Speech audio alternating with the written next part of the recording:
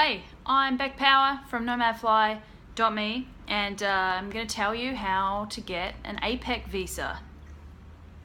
So APEC visas are, it's like a visa agreement between Pacific countries.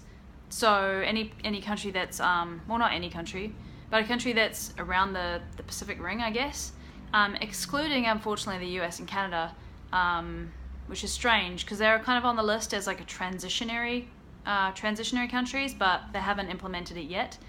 All it means is that you get, I guess, pre-authorized to enter the country, whichever country we're talking about, so that when you go in, you don't have to deal with any visa application, or they even have a special line in a lot of airports that we can go into more quickly, because you've already been vetted, I guess. So the application takes a really long time. It took about 4 months for me to get my card, and that's just because some countries are slower than others to okay you.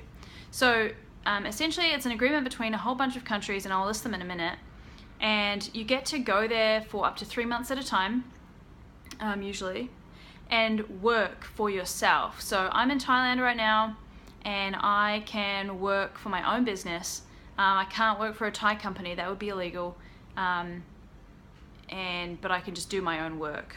So how it works is when you apply, and I applied in New Zealand, which from the sounds of it is one of the easier countries to get it.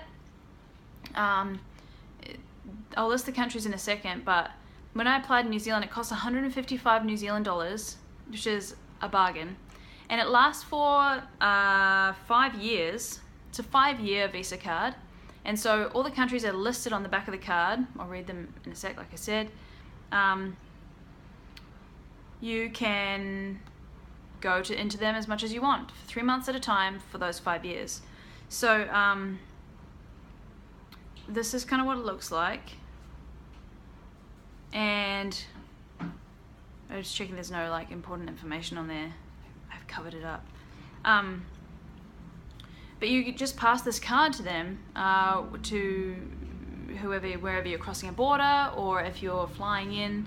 I recently crossed in Cambodia, and I was really nervous actually that I wouldn't be able to get back in overland, but I was. So that was cool, and they said it was 90 days. Yep, no problem. So I've honestly only had really good experiences with it so far. I was running out of visas in, you know how you have too many visas sometimes in Thailand because you've gone back and forth, and then they're like, what are you actually doing here? And you're like, oh crap. So just when that was happening, I managed to get this thing approved, so I was fine. But it cost 155 bucks in New Zealand, and the application was actually really easy. So I just needed to provide a business card, like how my business was registered. You know, my business is registered in Australia, and that didn't matter. You just need to show that it's registered somewhere. And then you also need to pay the $155 and submit the form. And also I had to show them, they asked for more of these. I had to show them proof that I was traveling a lot and needed to travel a lot. So if you're just traveling a lot, it's not enough to get the visa. It's like they ask you why your business needs you to travel a lot. So not only do you have to show them, I showed them like 4 years worth of a bunch of itineraries that I just pulled from my Gmail that I've been using because I do travel a lot.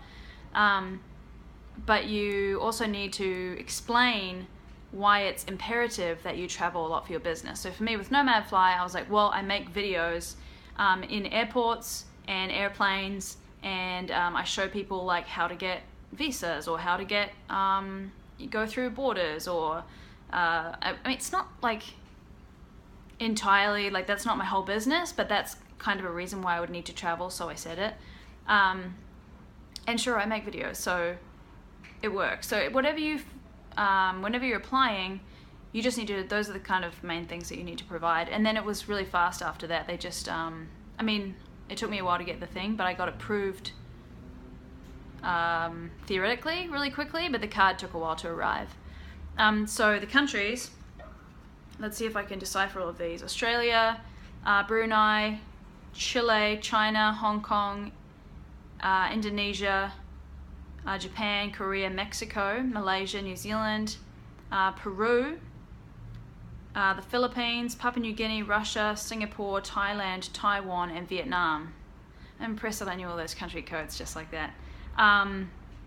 So those are all the ones. And also, if you are in any of those countries, you're eligible to get this visa. If you're from Europe, you are not eligible, and loads of other countries you are not eligible, just those ones.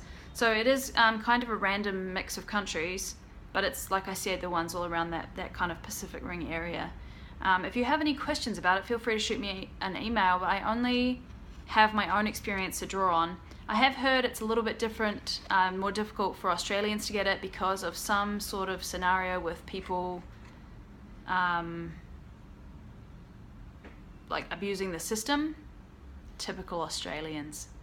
But it may be easier in other countries. So if you have any experience with this yourself in another of those countries, or just want to know more, shoot me an email and we can figure it out. I've been Beck from Nomad Fly. Catch you later.